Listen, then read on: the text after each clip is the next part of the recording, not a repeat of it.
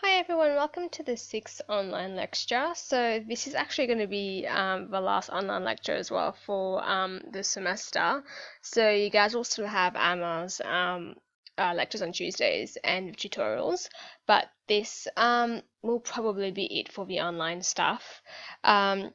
So let's get into what we'll be doing today. So same thing as usual. We'll recap what we talked about last week in terms of some of the literature that we would need to review if we are to design a campaign aimed at sugar consumption.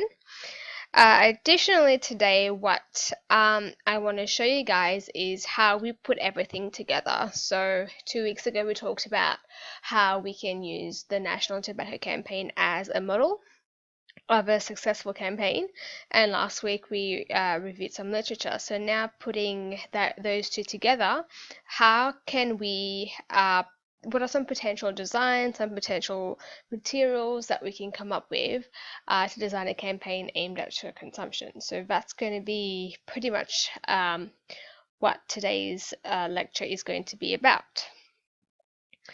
So yes, let's start by recapping some of the literature review of last week. So, and this is something that you guys will have to do for your project. And on Wednesday this week in the tutorials, me and Li Cheng are going to walk you guys through how to conduct a literature review for project development.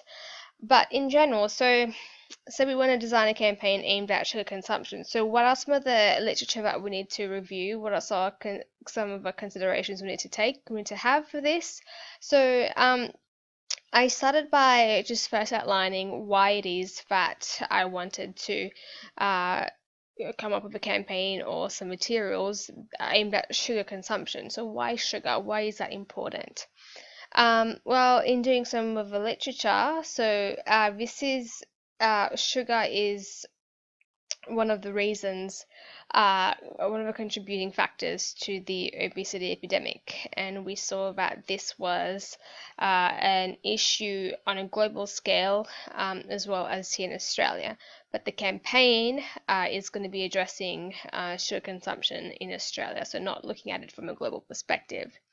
In reviewing the literature, we also said that there was two kinds of sugars. So we can divide sugars into free sugars, which are found in honey, syrups, nectars, and they are also types of sugars that are added to food, as well as naturally occurring sugar that occur naturally in fruits and vegetables, as well as milk. And we said that what we wanted to focus on was on free sugar, so creating a campaign aimed at excessive free sugar consumption. Okay, so besides from obesity and being overweight, what are some of the other risk factors of consuming too much free sugars in our daily diet? Well, so we have type 2 diabetes. We saw the video as well that showed how type 2 diabetes can lead to gangrene. So when your toes, usually it happens in the toes, or when your entire foot starts to there's a lack of oxygen reaching those areas, and they essentially start to die off, and that can lead to amputations. So type 2 diabetes was one risk factor of an excessive amount of sugar in one's diet. We also saw that, of course, tooth decay was also a huge risk factor. And this was the most widespread non-communicable disease in the entire world. And of course, tooth decay affects not just adults, but children as well. Then there are different types of metabolic diseases, such as insulin resistance. There's also a potential risk of developing non-alcoholic fatty liver disease, which is when the cells in your liver become fatty. And I have a picture of this in a bit. I'll show you guys. But essentially, there's a buildup of fat in your liver due to consuming too much sugar, and then your liver loses its functioning, and depending on how bad it is, you might have to go get a liver transplant pretty much. And of course, and the last risk factor is death associated from a number of those diseases. Um, what we also did last week, so we talked about how in reviewing the literature, in designing a campaign, we can also look at campaigns that already exist. So we looked at two campaigns last week, the Action on Sugar campaign from the UK and the Rethink Sugary Drinks from Australia, and we did two broad PD analyses of two of these materials, which I will show you guys in a second as well, because we'll come back to all this. We'll have to come back to the literature review, we'll have to come back to the National Tobacco Campaign when we go through the designing of some materials for a campaign aimed at sugar consumption. So that was pretty much a recap of some of the literature that we had to consider in designing this campaign, or the materials for this campaign. So make this a bit smaller. Okay, so today, so how is it that we can design a campaign, or how is it that we can design some materials aimed at an overconsumption of free sugars in our diet? So how do we bring all of these together?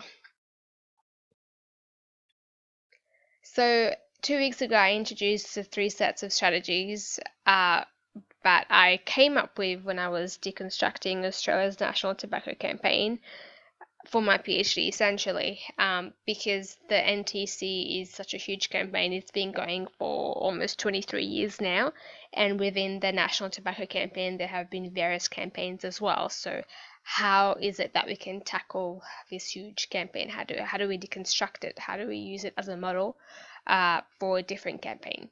So I came up, working with my supervisors, I came up with 3 sets of strategies. So the last one is going to look a little bit different, because like I said before, this is something I'm still working on. But essentially, I talked about how there were 3 sets of strategies of how campaigns tend to be. So campaigns, and these are contrasting sets of strategies. So campaigns tend to either be more negative or more positive. They tend to either be more technicalizing or personalizing. They tend to focus more on an actual behavior of something that's actually going on right now. Or they tend to focus more on a possible behavior, a behavior that has not yet happened, but has the potential of happening. And although I mentioned it, I didn't talk about it, but these strategies then tend to actually combine together, and this is something that I'll talk about today when I'm talking about some potential designs. So I will first just recap what these 3 sets of strategies mean, so that we're on the same page. So 2 weeks ago, when I talked about those 3 sets of strategies, I talked about them in terms of a national tobacco campaign. So if we're looking at them in terms of smoking and quitting and cigarettes and all that. But if we are to use these 3 sets of strategies for different campaign, or I mean not just for the one we're looking at right now, which is looking at sugar consumption, but if we are to use this just perhaps in public health campaigns, in general, we need to be able to abstract these out. So we can't make those strategies specific to tobacco, to smoking, to quitting. We need to make it more general. So how do we do that? So for example, so with negativity, we can say that negativity in campaigns or in materials focuses on the negative aspects of a particular behavior. So I'm not saying what the behavior is. That will just depend on what the campaign is, what the public health campaign is, or what you guys are looking at. So we'll just say it focuses on the negative aspects of whatever behavior that you happen to be looking at. And of course, today we're looking at the effects of sugar consumption. So for example, we could say that a campaign looking at sugar consumption, so the negative aspects related to excessive consumption of free sugars, such as type 2 diabetes and non-alcoholic fatty liver disease. So that could be something that a campaign looking at sugar could be looking at the negative aspects of a couple of diseases, for example. What about positivity? So again, we need to be able to talk about positivity in general terms, in more abstract terms, and not just tied down to smoking. So we can say that positivity in campaigns or in materials focuses on the positive aspects of a particular behavior. So again, I'm saying particular behavior because that's just dependent on what you're looking at. And again, because we're looking at sugar, we could say, for example, um, we can create a material or a campaign that addresses the positive health benefits related to eating the recommended daily intake of free sugars, which is around 10% or less. So yeah, so that's a way of, so that's just kind of like rewording these strategies in general terms, so that we can then use them to something that's more specific. And again, what we are looking at is sugar consumption.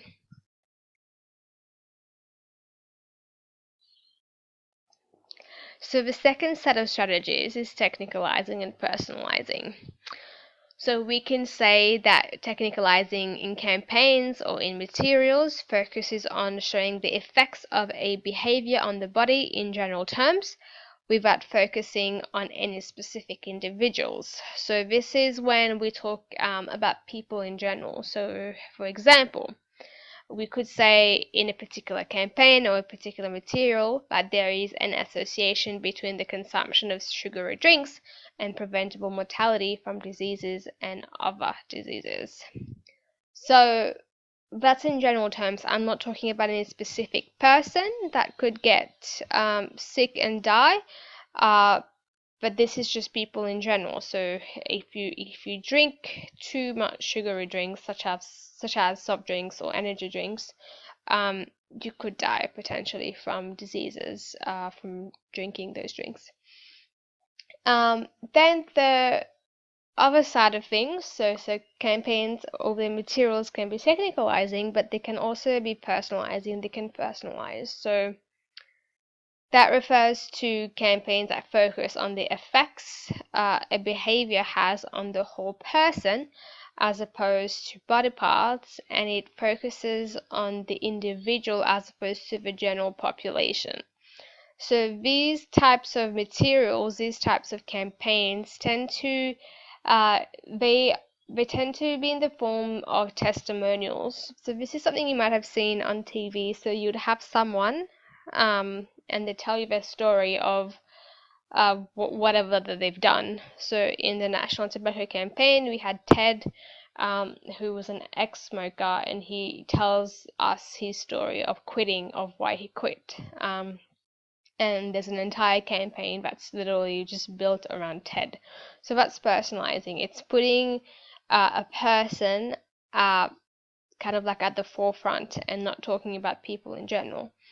So then if we are to talk about a campaign, a personalizing campaign on sugar, so we could talk perhaps about the story of Rick. So we could say that Rick lost 10 kilos after he stopped drinking sugary drinks and no longer suffers from type 2 diabetes. So this is talking about a specific individual. It's talking about Rick as opposed to talking about the general population. Above here, when we talked about there's just a general association between the consumption of sugary drinks and mortality from diseases related to drinking sugary drinks. So that's the two distinctions here between technicalizing and personalizing types of campaigns. Now the third set of strategy is called actual behavior versus possible behavior. So we can say that some campaigns and the materials focus more on a behavior the person is doing or has done. And again, in relation to sugar, we can say that Mary eats a box of chocolate every day and has type 2 diabetes. So this is something that Mary is currently doing. This is something that Mary is actually doing, and as a result of this, she has type 2 diabetes. So this is focusing on actual behavior that someone is doing. On the other hand, we can have campaigns that focus more on a behavior that has not yet happened, a behavior that has the possibility of happening in the future.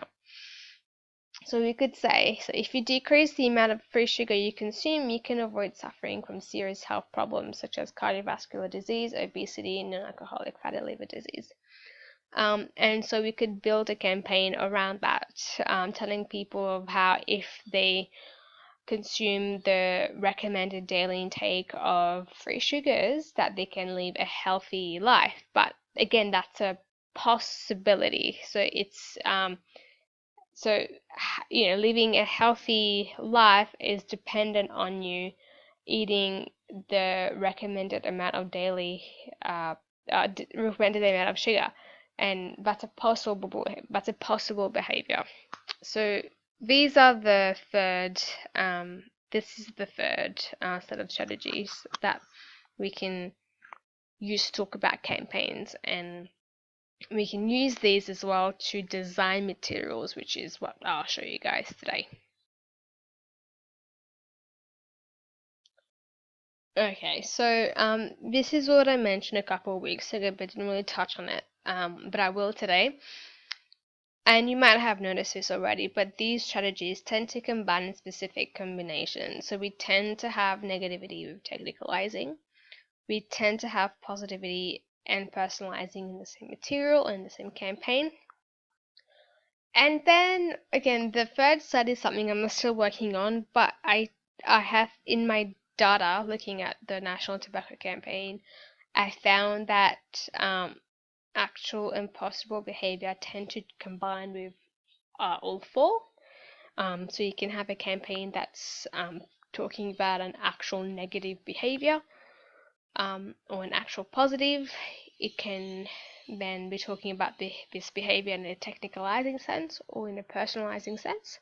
And you can have the same as well for possible behavior. So a possible negative behavior, a possible positive behavior, and that behavior can either be technicalizing or personalizing.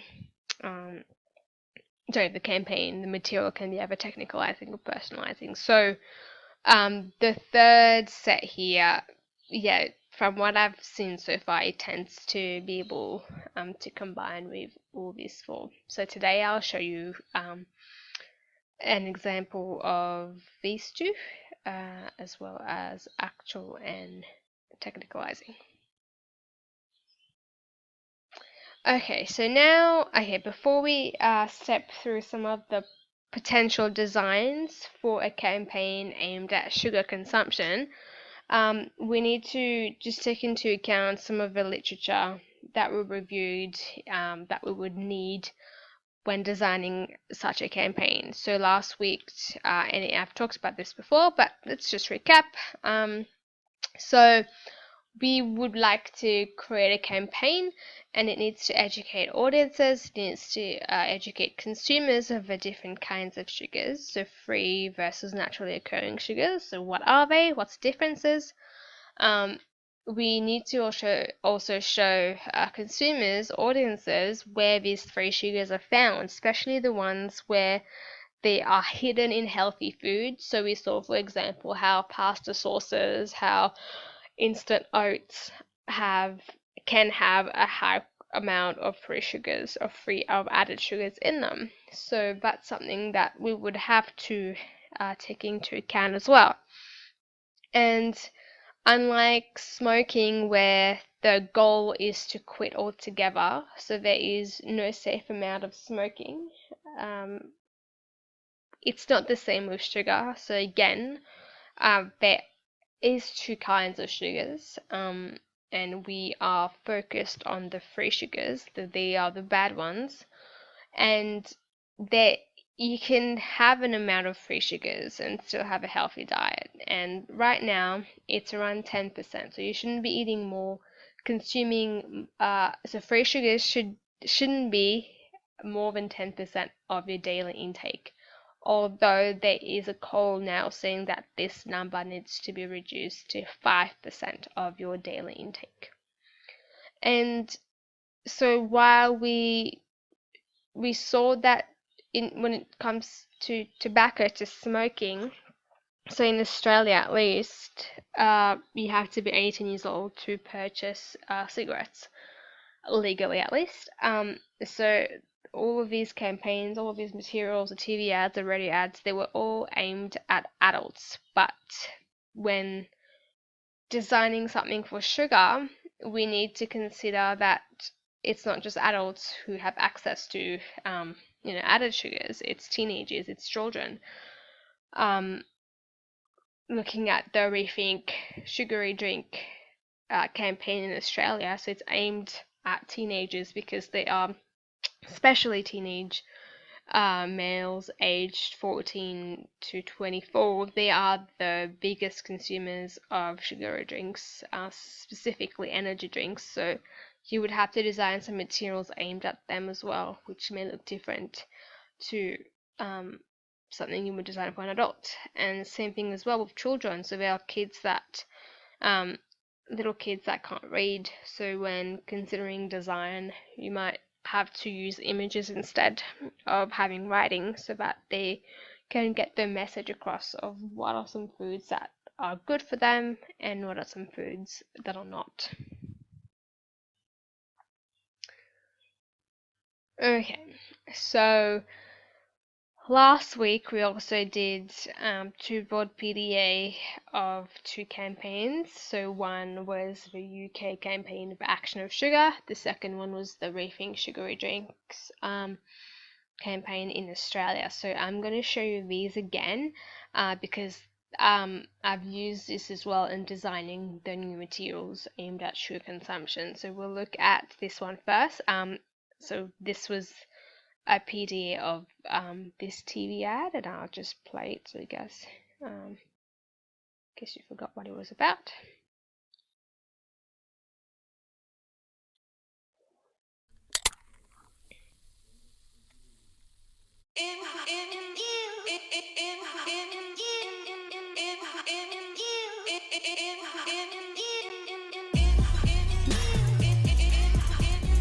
Welcome to the land of the greed.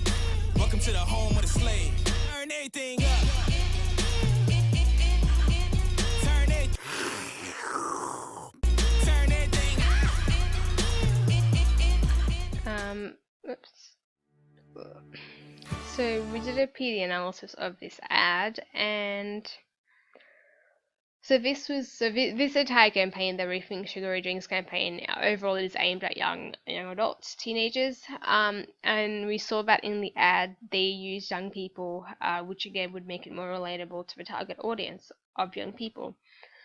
They also show various sugary drinks that young people regularly consume, even though they don't have the names on them, but just looking at like the red can, it's obvious that that's Coke, and then the orange bottle, it's obvious that it's like it's a sports drink like Gatorade or Powerade.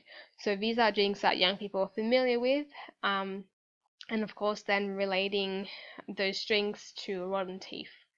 And in addition as well, so you have the so looking at the material sensors and the sound column, you would have the erratic background music, which kind of gives a sense of urgency, I guess. Then we had a look at the Action and Sugar campaign, and oops, let me just bring up.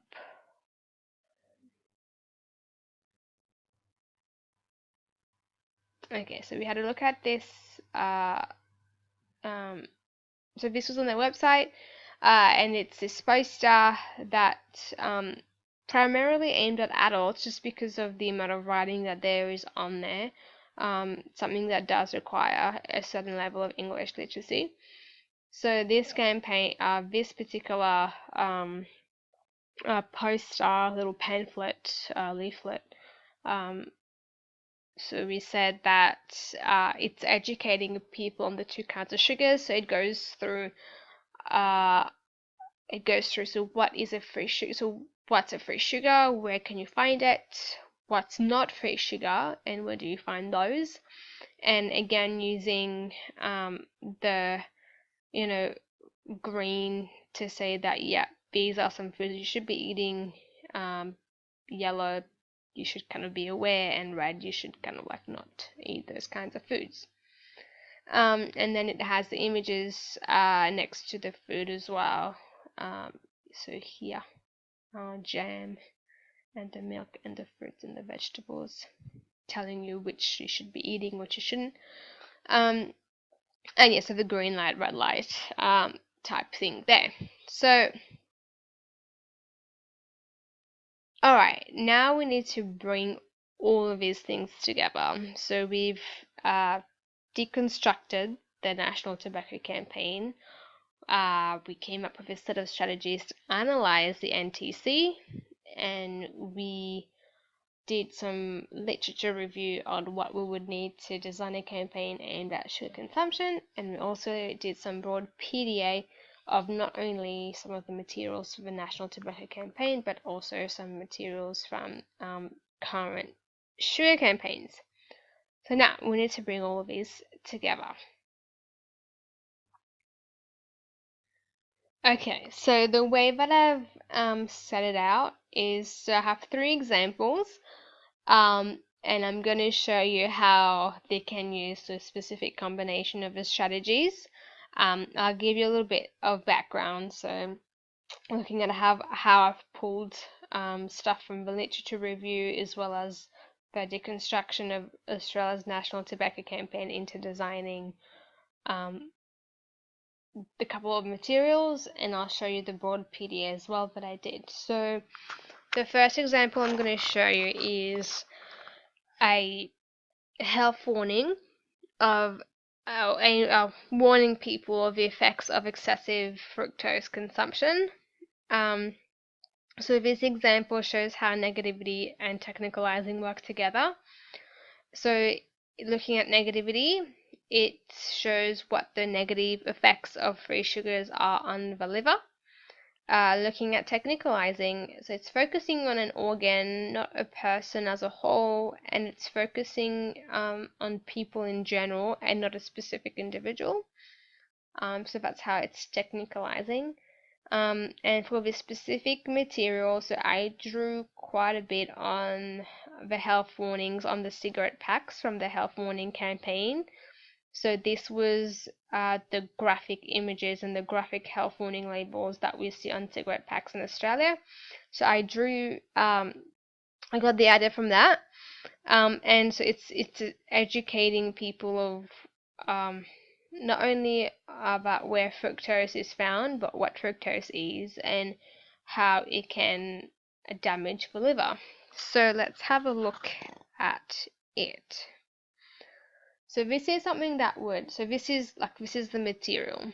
I'm not 100% sure where you would put this, but I was thinking in terms of, so cigarette packs, like you would have an image on the cigarette pack, and then you would have like the health warning. So this maybe could be on like maybe like posters or something in supermarkets or like fast food places where they sell lots of products that have high fructose content on them.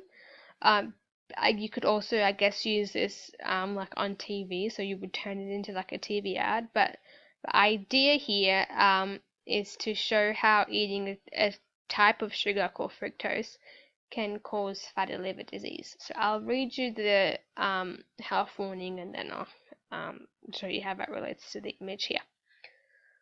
So the health warning would say, so fructose is a type of sugar found in processed foods such as pastries and biscuits, as well as drinks such as soft drinks and juice. Drinking too much fructose can lead to non-alcoholic fatty liver disease. Liver cells are about the only cells in the body that can handle fructose, and eating excess fructose causes the liver to convert fructose, a carbohydrate, into fat, in a process called lipogenesis. Tiny fat droplets start to form in the liver cells, and over time this buildup causes non-alcoholic fatty liver disease, which affects the liver's functioning.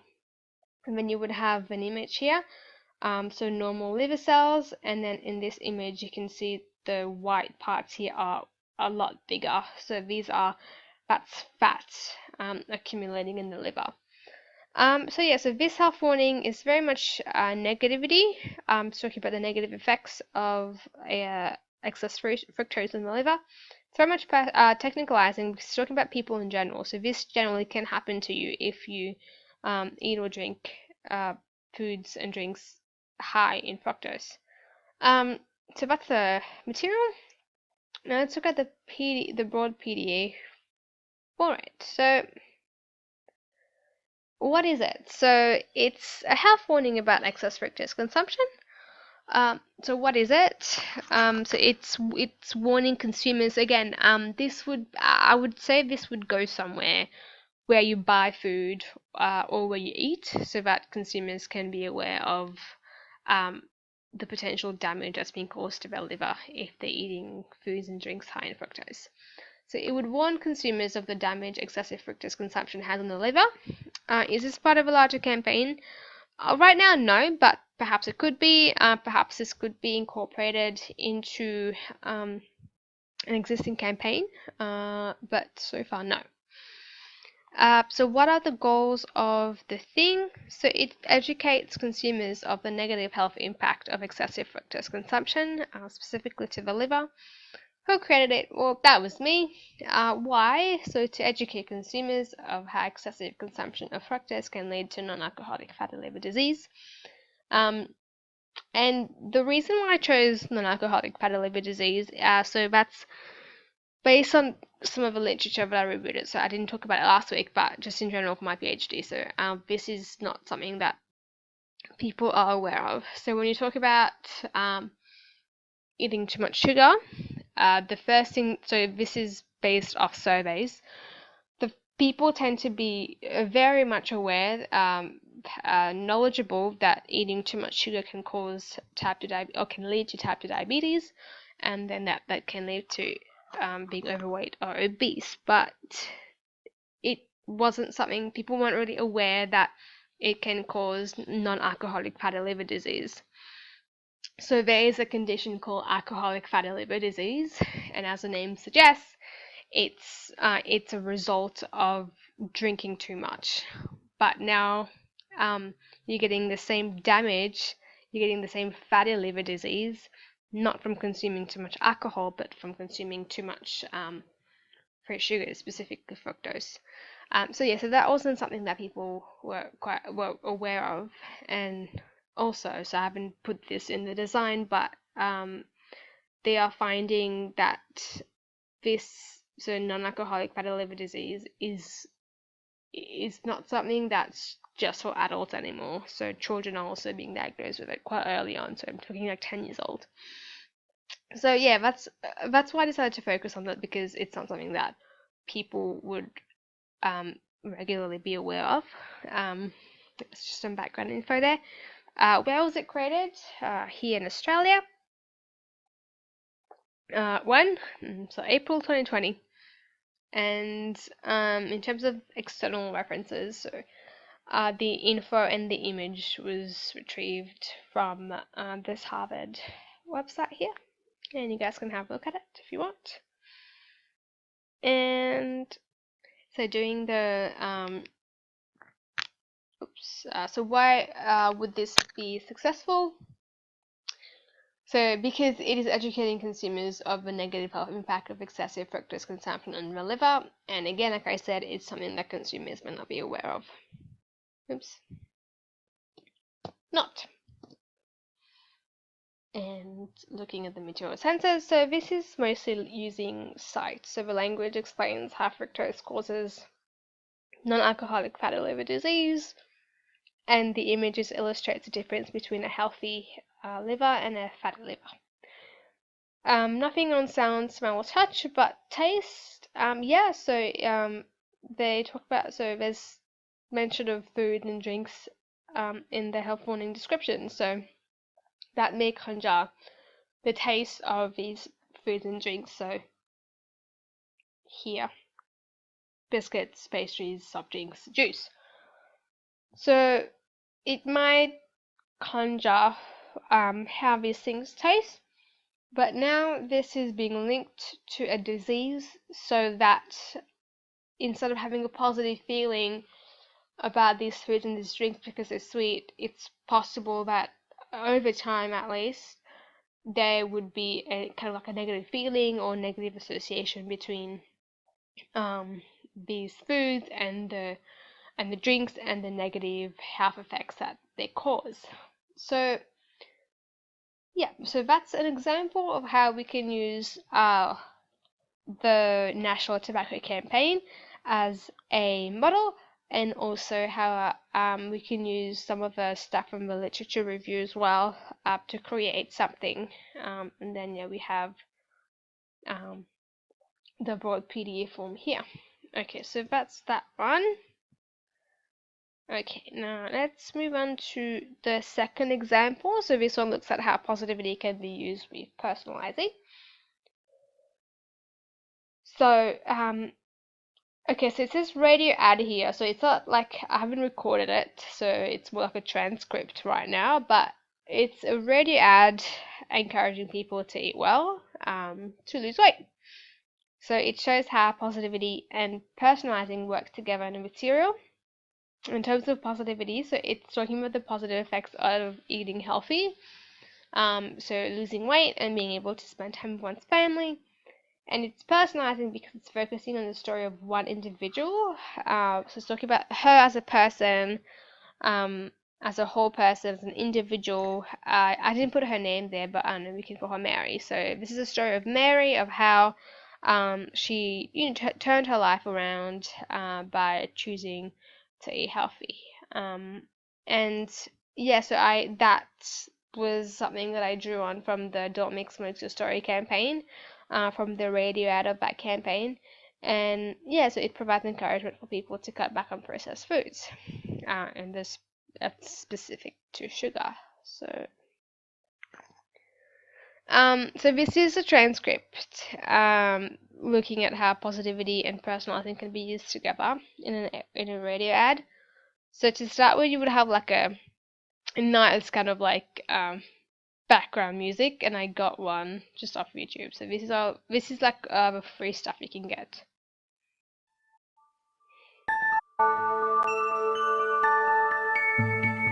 So it's kind of like Audio Jungle. you'd have that playing in the background. Audio Jungle. Audio Jungle. Okay, so you'd have that playing in the background minus when she keeps saying Audio Jungle. Audio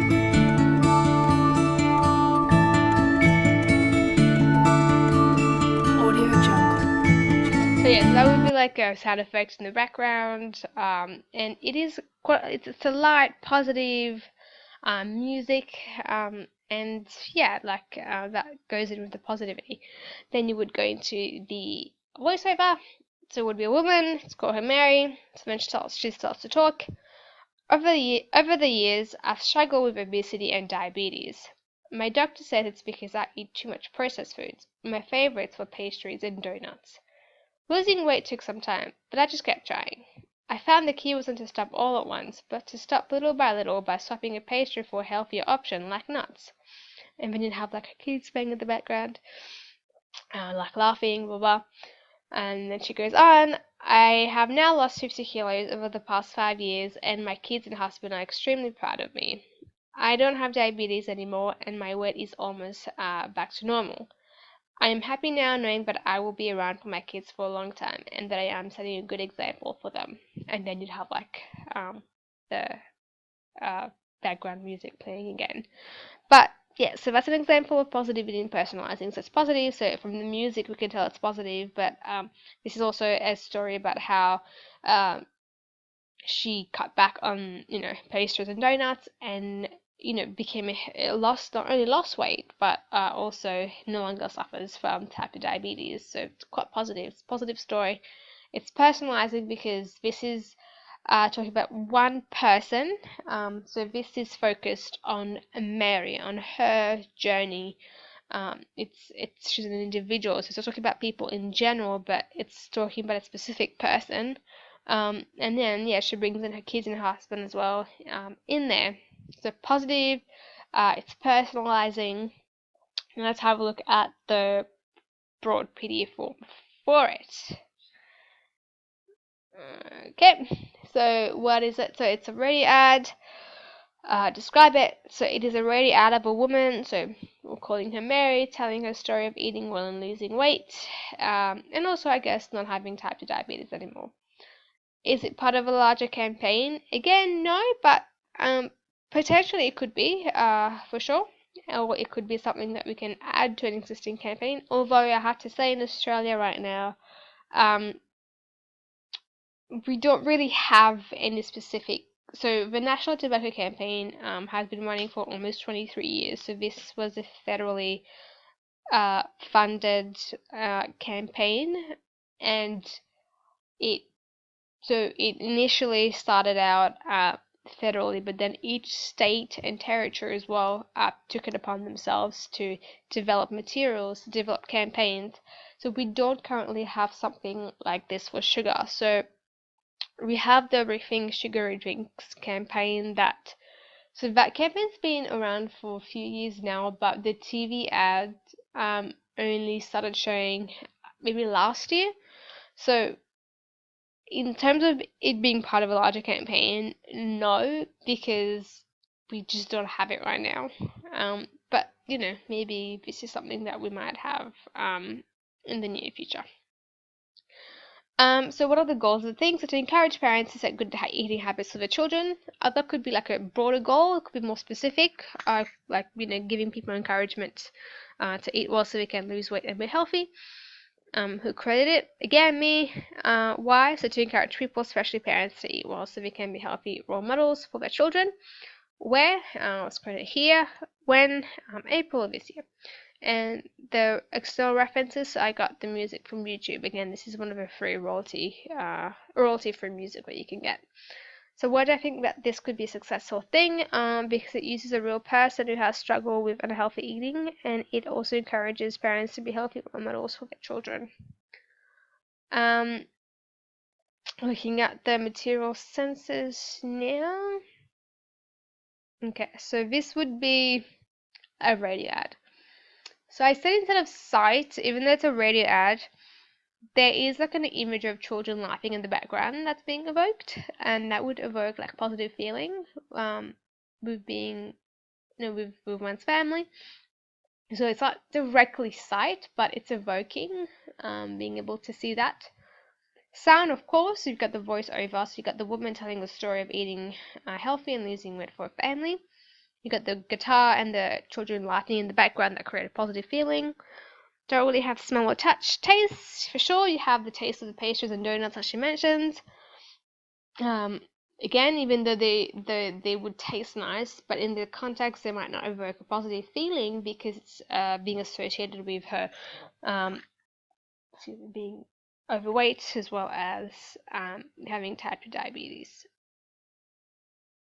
So yeah, so that's an example of how, let me see that, an example of how positivity and personalizing can be used together in a campaign.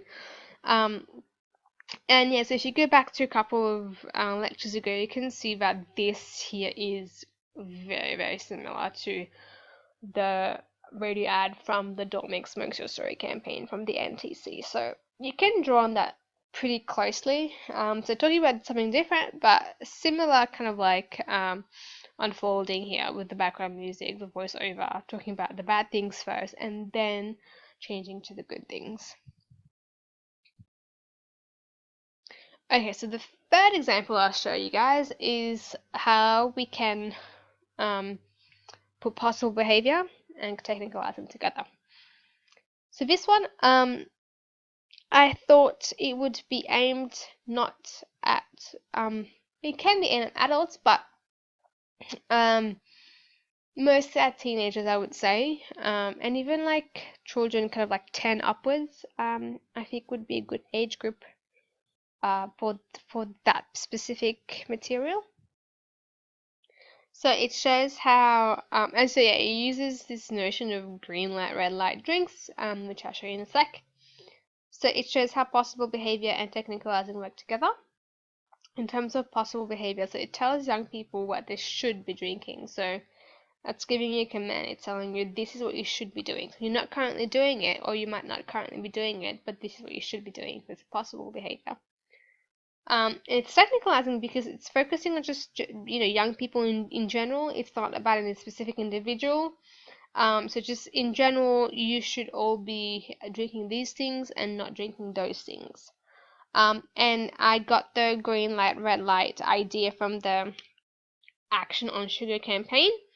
And yeah, so it just sets out kind of like these clear guidelines of what you should avoid, what drinks you should avoid, and what drinks you should be drinking more regularly. So, wait, let me just find it.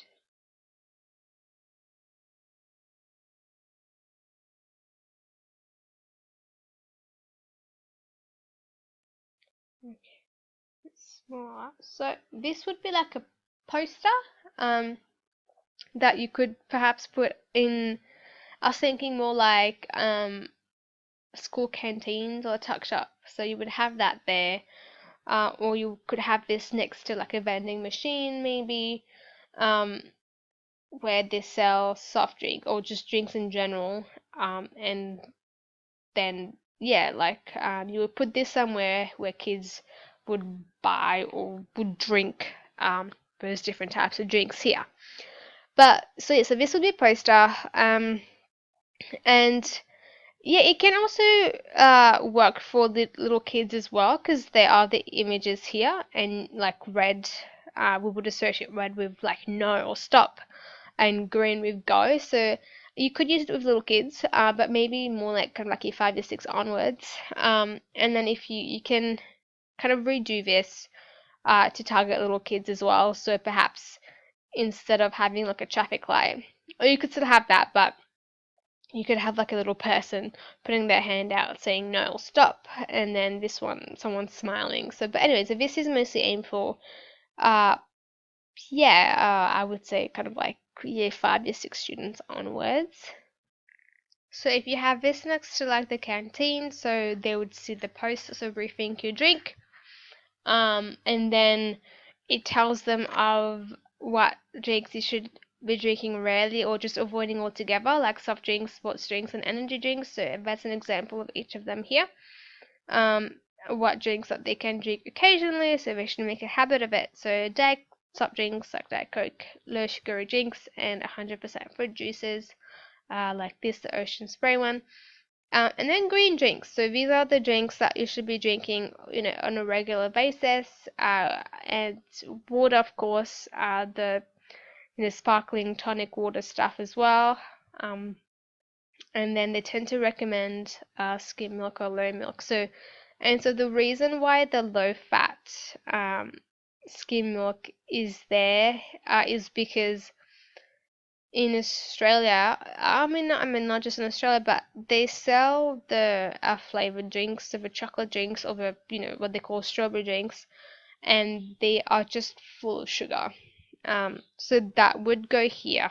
So and you could also like, so if this is what to be put like in a canteen or something, you could put the drinks uh, that you actually sell in each of these three levels here. So if you sell like the chocolate milk, I would really say it would go there, but you could argue that it would go here. But yeah, so you could put the chocolate milk here, just to contrast it with the just normal milk, the skim milk. So yeah, so this is something that would be aimed like a high school students, but even like upper primary school students as well, and it can be adapted to what is sold at that specific school, and we could also redo it to be more specific to younger children as well. So yeah, so this is how talking about the possible behavior, like what you should be doing. It's technicalizing because it's not about any specific person, it's just in general, this is what you should be aiming to do and not do. Yeah, so these are just 3 examples of how we can use okay, here you go, that's that. Okay, so bring it all together. So in designing these materials for sugar consumption, so there were a few steps that we had to do to get there. So initially, and this is something that we do recommend you guys to do as well. So if you have an like a model that you can use, that will just make things a lot easier for you, because you can draw a lot from it. So in my case, I drew on Australia's national tobacco campaign as a model because it was successful, and the reason why it was successful is because it has reduced smoking rates over the past 22 years. It's also increased the age at which people start smoking from 14 to 16 years, and it's also decreased the amount of people that start smoking in the first place. So the NTC was a successful campaign, which is why I use it as a model. And then, yeah, so designing or coming up with the 3 sets of strategies to be able to deconstruct the NTC, and then moving through to the literature review to design the new campaign on sugar. Some of the things we had to consider, so different types of sugars that there are. So we saw there were 56 types of fruit sugars out there. They come under so many different names. You could easily also do something that kind of like a poster, for example, that has the list of all 56 types of sugars, and maybe you put them like in I don't know, food court or something, and people can see if their food has that. Yeah, and then we had to consider some of the health complications. So today I talked about this.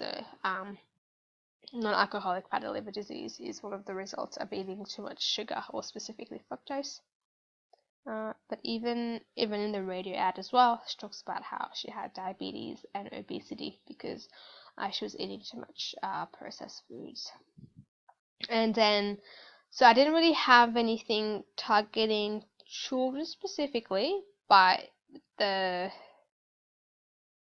this can be redone to target kids. And I just realized something. I forgot to go through this, so I just do it quickly. So yeah, so this is the green light, red light poster about drinks, aimed at young people, telling them which drink they should drink more often and what they should be avoiding. Again, not part of a larger campaign, but has a potential of being one if there ever is one. And yeah, it's about educating young people to make the right drink choices. Who created it? So yeah, obviously me again. Why? To educate young people about making good drink choices. This credit here in April, and I got some of the ideas from the website here. And I think it's successful because it's not cluttered, kind of like gets straight to the point, and it draws on the idea of the traffic light, which everyone would be familiar with. Oh, oops. And so this is mostly sight, so language, image, and color. So the language tells people about the drinks, but this is also showed visually as well. So so for younger kids. And then yeah, it uses the 3 colors of a traffic light. So red means stop, yellow means proceed with caution, and green means go in relation to the different types of drinks. Nothing on sound, smell, touch, and then the drinks. Yeah, it would kind of like evoke how they taste, but again, perhaps over time it becomes like a negative association because we are telling them that these ones are bad and these ones are good. So it's drawing on the sense of taste for sure, but the meanings that are being projected, that could be something that's so yeah, I mean they would know how these things taste, and what you would want is over time certain tastes become associated with like a positive thing, such as these drinks here, and over time certain tastes become associated with a negative, kind of like negative feelings, such as those drinks. That's what you would hope for in the long term. Okay, so back to this area. I totally forgot to do the PDF for that one. But yeah, so yeah, just bringing everything together. So using the NTC, using the literature review, and then also drawing on some of the campaigns that we looked at last week, Action Sugar and Rethink Sugary Drinks, to create those materials. And these are the references if you guys want to have a look at them. Yeah, so lots of stuff from the World Health Organization, of course. Some stuff from YouTube. Yeah, so that's pretty much it. yeah, like I said, this is most likely the last online lecture. So it's the mid-sem break next week. So for those of you who I'm not going to be seeing in the Truths on Wednesdays, I wish you all a happy mid-sem break. I hope that wherever you are right now, that you do have a break. This has been a, I would say, stressful start of the semester for everyone, just with the whole COVID-19 pandemic and not being able to actually come to uni. So take a break, have some fun while still keeping safe. So I will see some of you on Wednesday, and the rest of you, I hope that I will see you eventually next semester. So happy break.